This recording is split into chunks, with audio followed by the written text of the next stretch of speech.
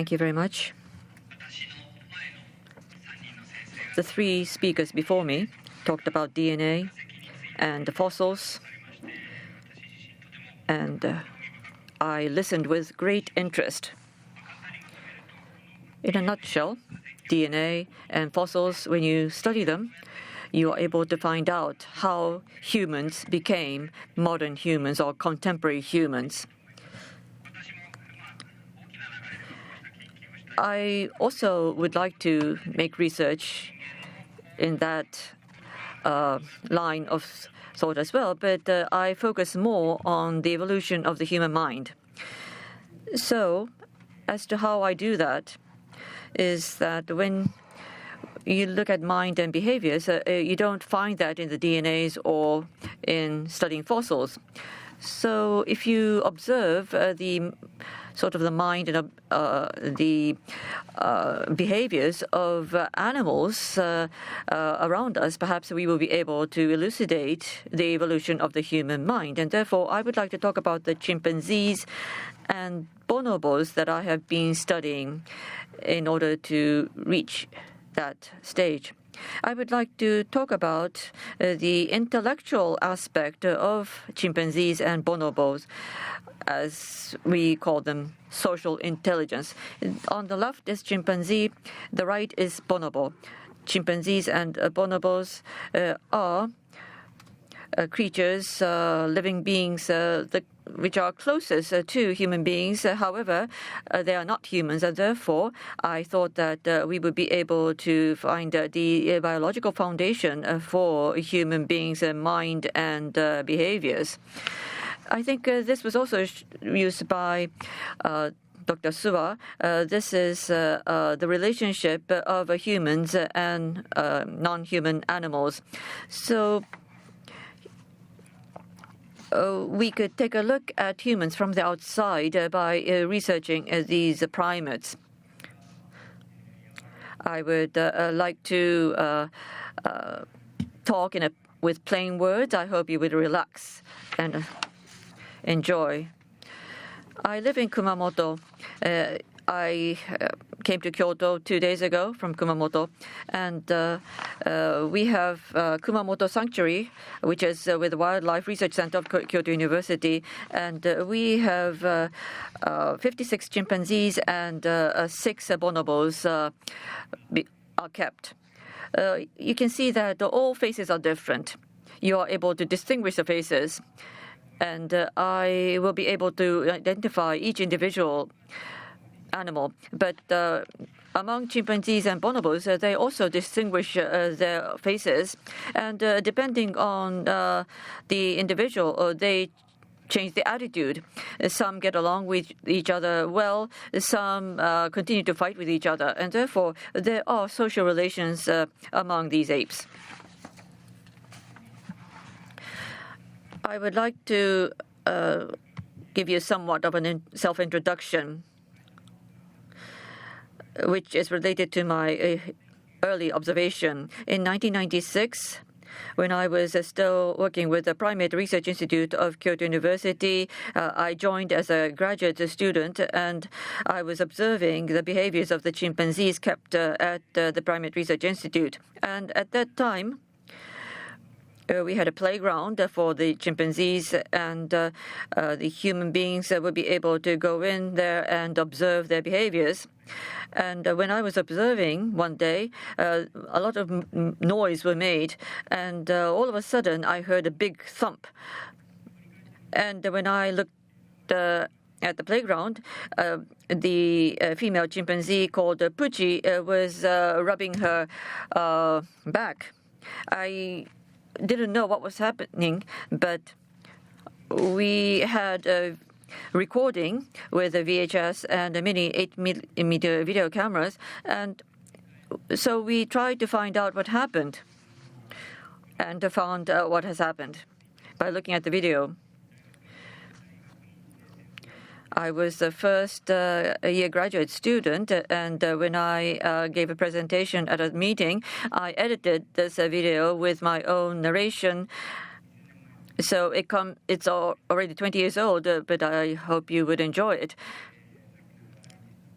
Pucci rubbing her back, and there is another chimpanzee named Ai, and Ai and Pucci probably did not get along with each other well. And so please take a look at this video, noting that a social relationship between the two. So this is the playground. There is a dome, and humans can go in there to observe. This is the episode.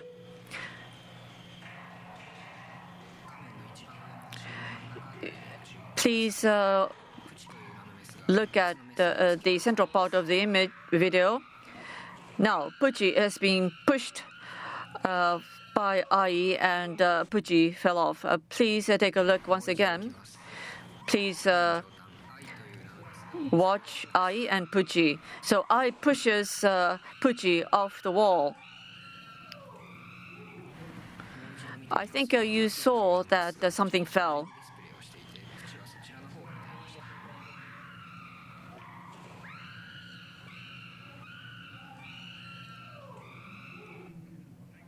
Once again, for the final occasion.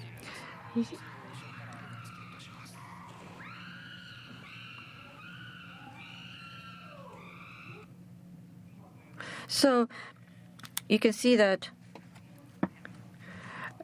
the outcome was that a male chimpanzee, Akira, Pucci was looking at Akira, and from the back, Ai approached Pucci and pushed her off.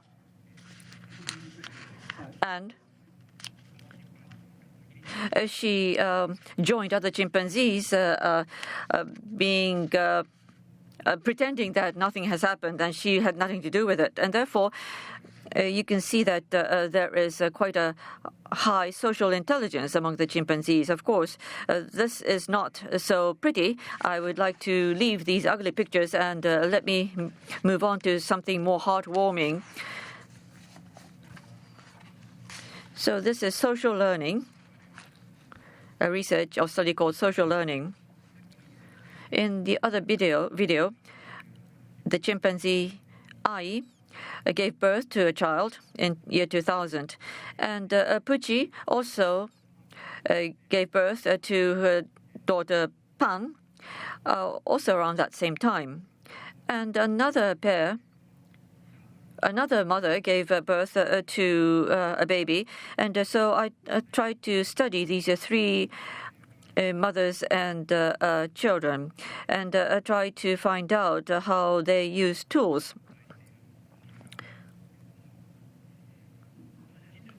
This is rather difficult to see, but there is a transparent wall, and chimpanzees are on the other side of the transparent wall.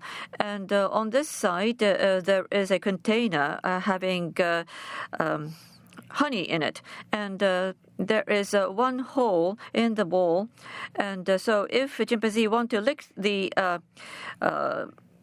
honey, they would have to use a tool to push a certain long stick inside the hole and to soak the stick into the honey and lick it by extracting it. And so I wanted to find out how the babies would learn from the mothers. So this is the two pairs of mothers and infants. And so the mother is able to utilize the tool. So she continues to soak and lick the honey, and the baby looks enviously at the mother. And the baby cannot do anything at this time. But just because the baby cannot do anything, the baby doesn't remain as is, and the baby would try to become involved. But there are two types of attitudes the mother can take. She will not allow the baby to come close or to lick the honey. But she's not all that mean at all times. Sometimes she would let the daughter lick the honey off the stick. This is also the mother is using the tool. The baby tries to take the stick, but failed to do so.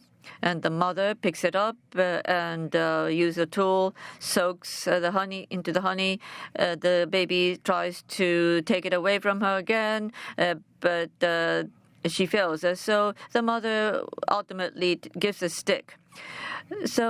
But it's the stick already licked by the mother, and therefore there is no honey on the stick anymore when she gives it to the daughter. So, of course, the baby tries to do that by herself as well. Initially, the daughter is clumsy and tries very hard. But by age 2, the chimpanzees will become able to use the tools. Of course, in the early case, at an age of 1 and a year and 7 months, they could use the tools. So they would learn from the mothers. And regarding social learning, I also have engaged in other research at the Primate Research Institute and continue to engage in research to see how tool is used for nut cracking. So, a chimpanzee is taught by a human as to how to do this, and then this chimpanzee is put together with others who haven't learned that from the human. And so one chimpanzee who learned it is able to do that, and they would look at it and try to learn how that could be done. And so everyone become able to crack the nut.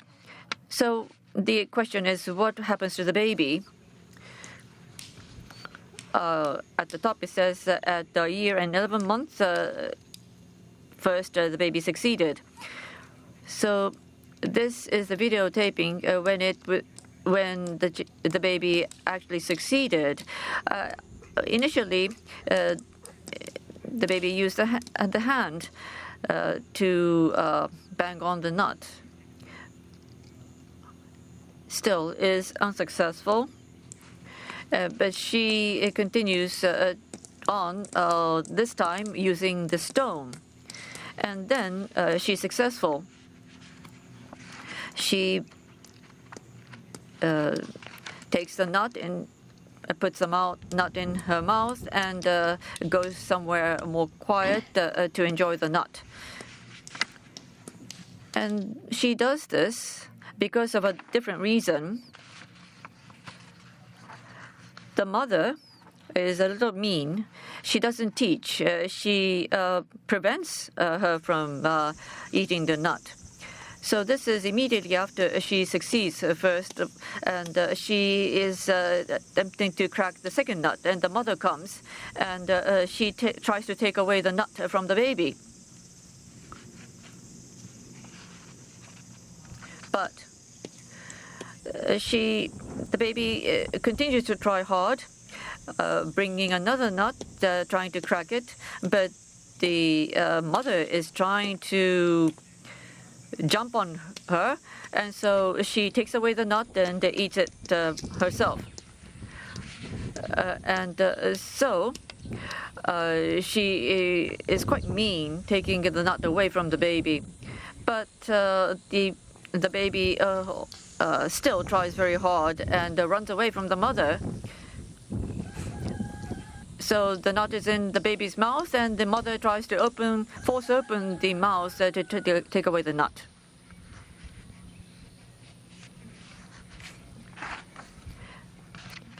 Now, this is not what all chimpanzees do. On average, the mothers are more gentle and kind and generous. But there are extreme cases like this as well. But what I can say is that there is no active teaching. Chimpanzees do not go to teach actively, so that is reserved still for humans.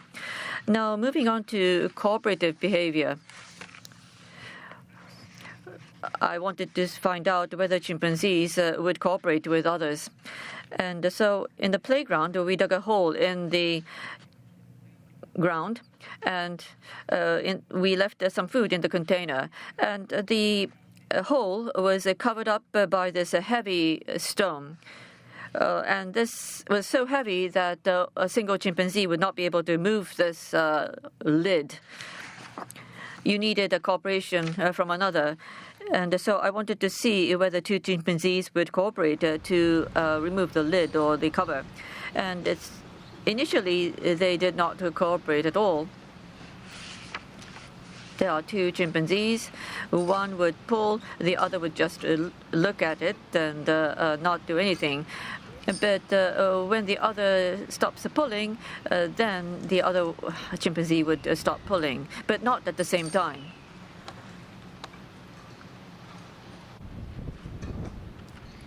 So, as the one chimpanzee is pulling, the other would just sit there and watch. And when the other stops, then the second one would start pulling. Of course, this doesn't lead to anything constructive, and therefore I wanted to create a different situation. I decided to become a partner of the chimpanzee because I would have an easier time controlling the chimpanzee. So I wanted to create a situation where the chimpanzee would have to understand that she would require my cooperation. I have already shown her the direction as to which direction to pull. If she would be cooperative, she would pull in the same direction. That was a hypothesis that I have formulated. And initially, it did not succeed. So I decided to pull towards the left. If chimpanzee understood that meaning, she would have pulled in the same direction, but she doesn't understand.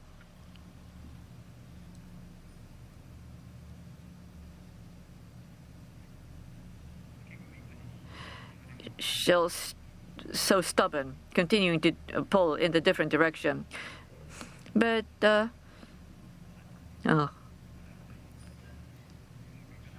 since nothing happens, she decided to pull in the same direction as myself, and we were able to get the food.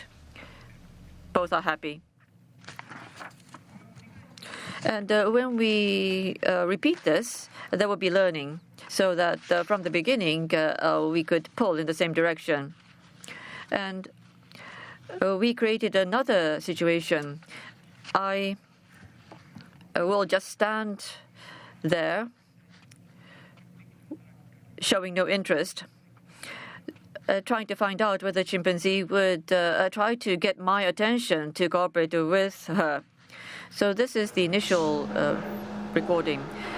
I stand a distance away from the stone, and the chimpanzee first of all tries to pull by herself.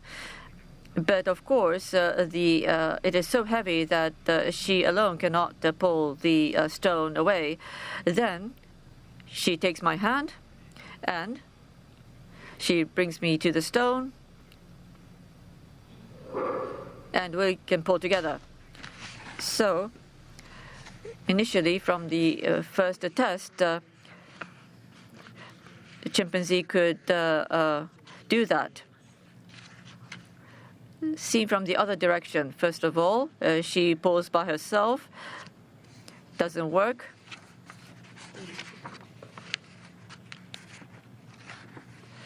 And she pulls my hand, brings me to the stone, and urges me to pull together.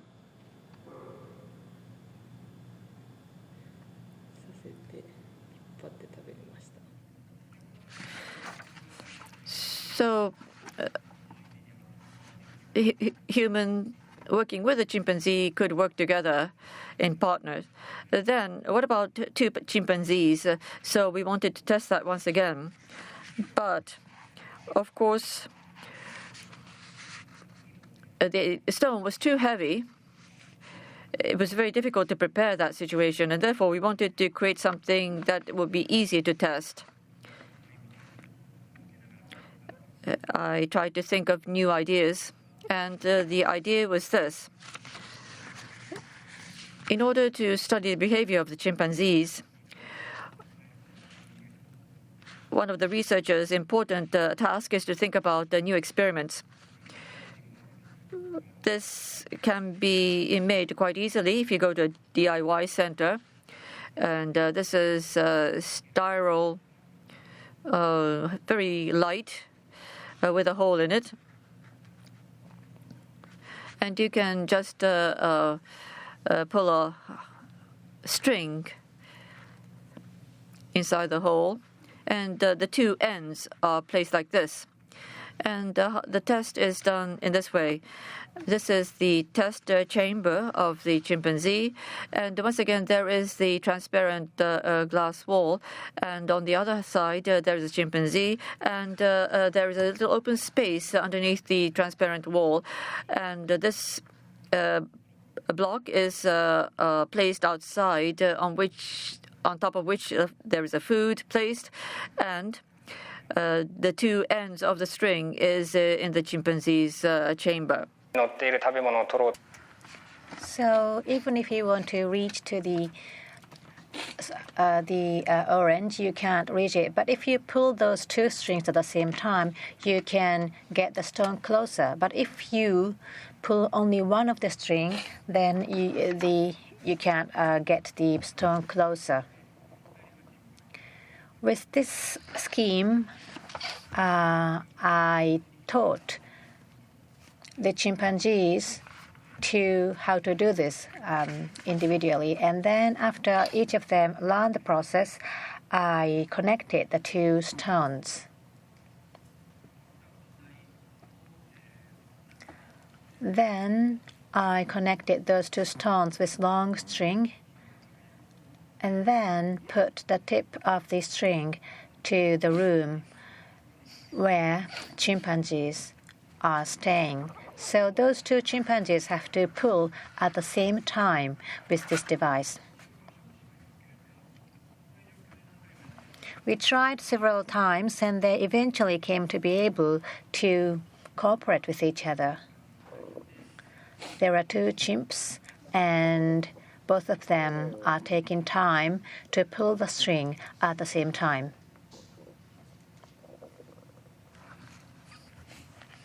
This is the same event from a different angle. The one chimp is waiting for others to pull the string, so they understand that they have to pull the string at the same time. This is the more difficult version. I haven't published a paper based on this experiment, and I don't have time to write a paper out of this. But the question here is if they can act in a reciprocal way. I created a device, a juice dispenser. If you press button A, then the juice is dispensed from B. And then if you press button B, a juice is dispensed from A. If you want to have juice, if there are several people, one person will press button A for the second person, and the second person would press button B for the other person. Then both of them can drink juice. So the question here is the same thing can happen if they do the same as human. It's a bit dark, but this is what happened. There are several chimpanzees, but there is only one you can see. If you press the left one, the juice is dispensed from the right, but it's too late if you reach the right one. So the chimp is in trouble, so he tries to press the right one and then press the left one. And he can dispense the juice from both sides, but he can't drink it. He tried so many times, but he couldn't solve the problem. He tried to solve the problem on his own, and he drove away other chimps other than try to induce them to help him. So when we compare chimpanzees with a human being can behave for others. So human being is better at acting for others. So this is the next experiment. This is an experiment with more expensive device.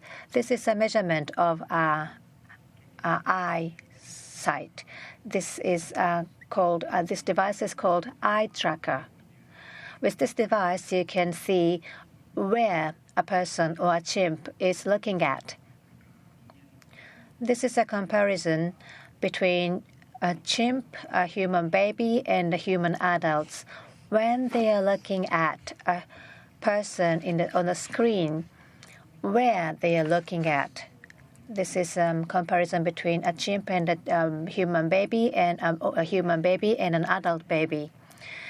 On the screen, a person,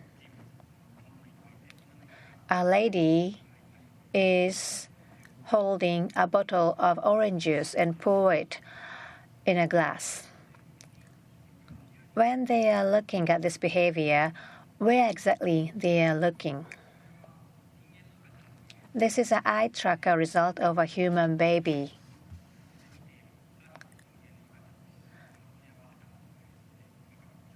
This shows where a human baby is looking at. The red dot indicates where the baby is looking at.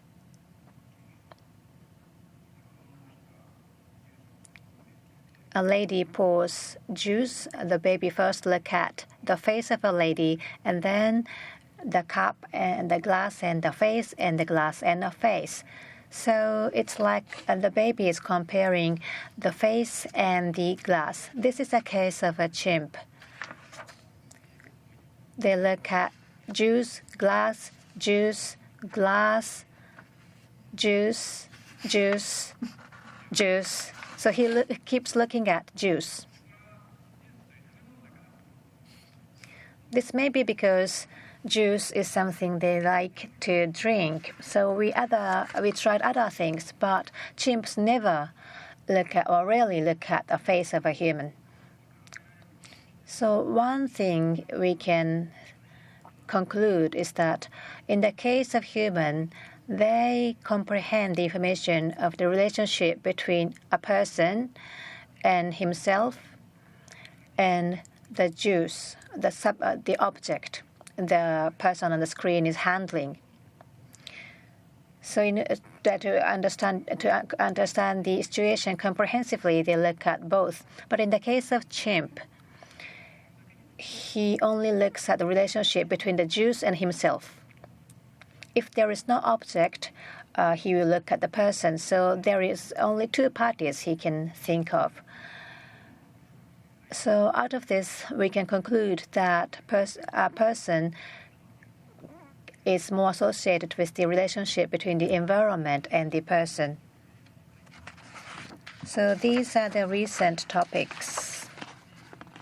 About 1.5 years ago, bonobo was introduced to Kumamoto Sanctuary. This was the first bonobo kept in Japan.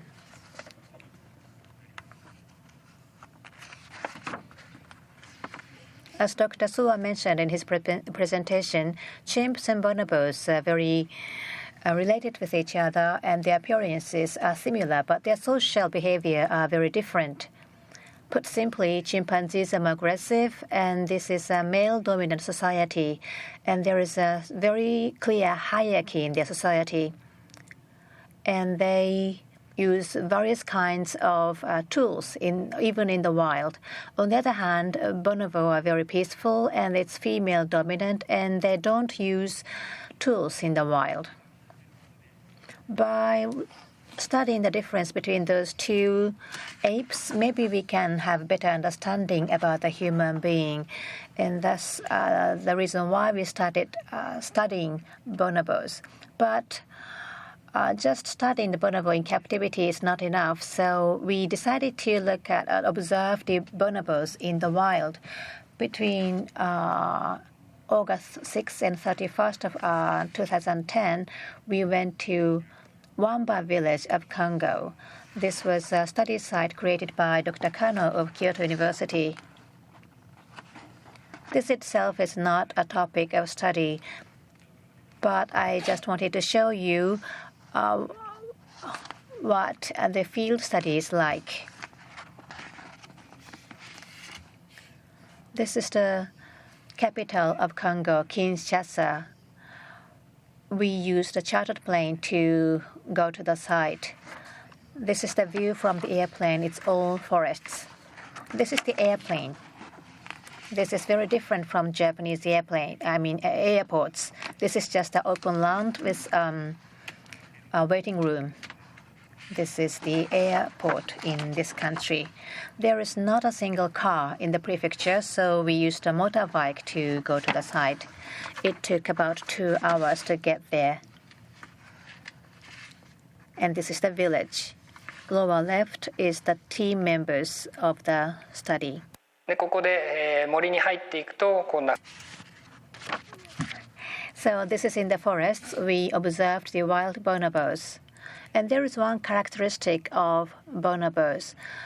That is, this is a picture in which bonobos from two different groups are living or staying with each other. It will never happen in the society of chimps. They will kill each other, even kill each other. But in the case of bonobos, they will never kill each other. Or we have not observed any such case. Even if they are from two different groups, they can stay peacefully. Old and young, female and male, they can all mix together. And their voices are very characteristic. They have very high-pitched voice. It looks like it's a very easy task. We had to record such behaviors among hundreds of flies. It's like this, going into our nose and ears, and still we had to persevere this very difficult situation. So it was like this. This is the research station where we stayed during the field work, which was constructed by predecessors. And on the left-hand side, we have a bath, just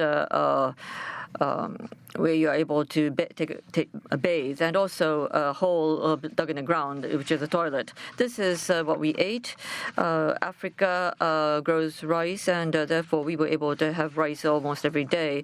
As for proteins, the local people ate lava like this. They sell like this, and they fry the lava. It doesn't really taste bad, but if you eat them, it somehow was sickening in a case, because it had heads and tails with it. And so we are back at the Kumamoto Sanctuary comparing chimps and bonobos. But in a captive situation, that a social relationship could be observed. And I would like to give two examples. At the Kumamoto Sanctuary, we hold birthday parties. In case of bonobo,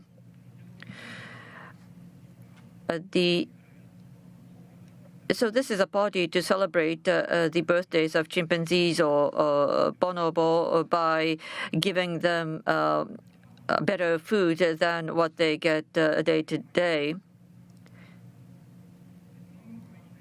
In case of bonobo, so on the right we have Renoir,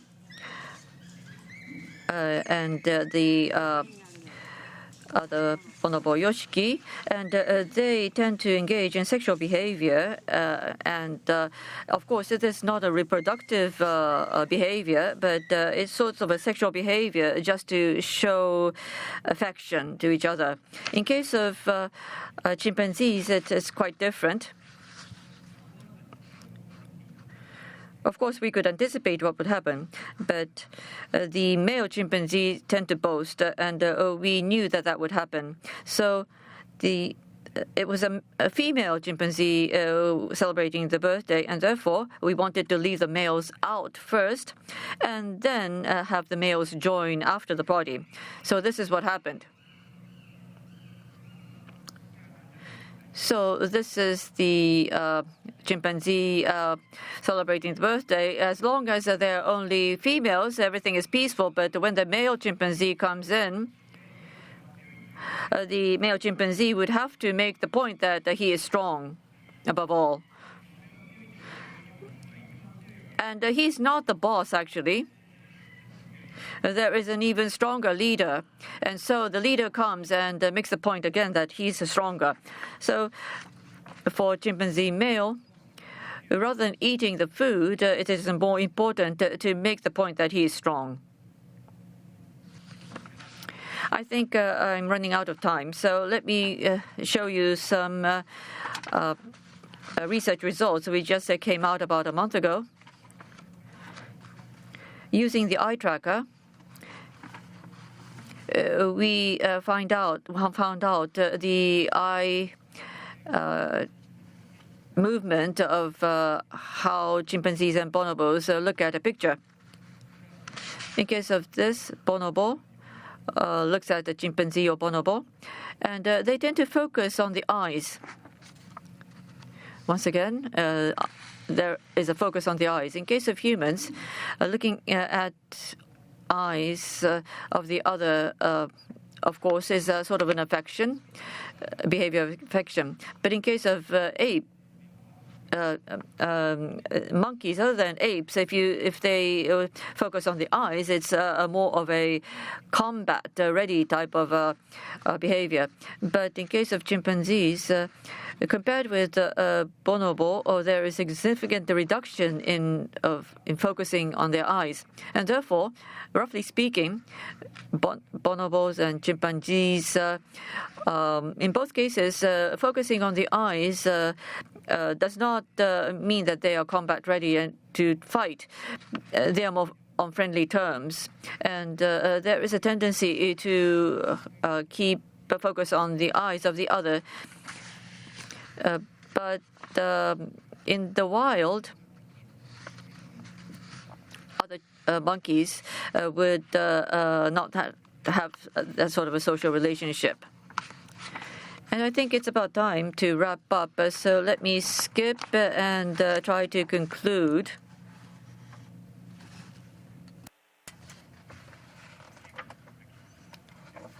This is the introduction of Kumamoto Sanctuary. This is the sanctuary that I work at. Using drones, we get a view from the above. This is a chimpanzee. We observe the monkeys. And I didn't introduce to you today, but we have a touch panel so that those chimps can study. And with bonobos, they're trying to learn things. This is an experiment of nut cracking. A child is looking at the mother cracking a nut. This is a wild chimpanzee. We also try to do a research on the comparison between wild chimps and chimps in captivity. We are not only doing research, we also pay attention to the welfare of those chimps so that they can live happily. Now the conclusion. Chimpanzee has their own society, and bonobo has their own society too, and they are different. And human beings have our own society, some of the aspects of our society is similar to chimpanzee society or bonobo society, and other aspects are different. Because human beings have our own biological foundation. There are many intuitive aspects, but there are many things that we can learn from learning, like how to deal with others. We have to learn all of those things. The same thing applies to human being. Studying or teaching. When we think of those words, you may think of mathematics or grammars, or homeworks or tests or exams. But social negotiation is another thing that you have to learn. That applies not only to human beings but also to chimps and bonobos.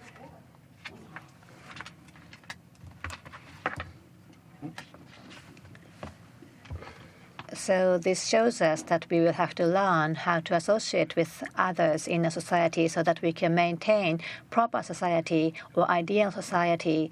When we teach the next generation, we have to pay attention to that aspect as well. Thank you very much.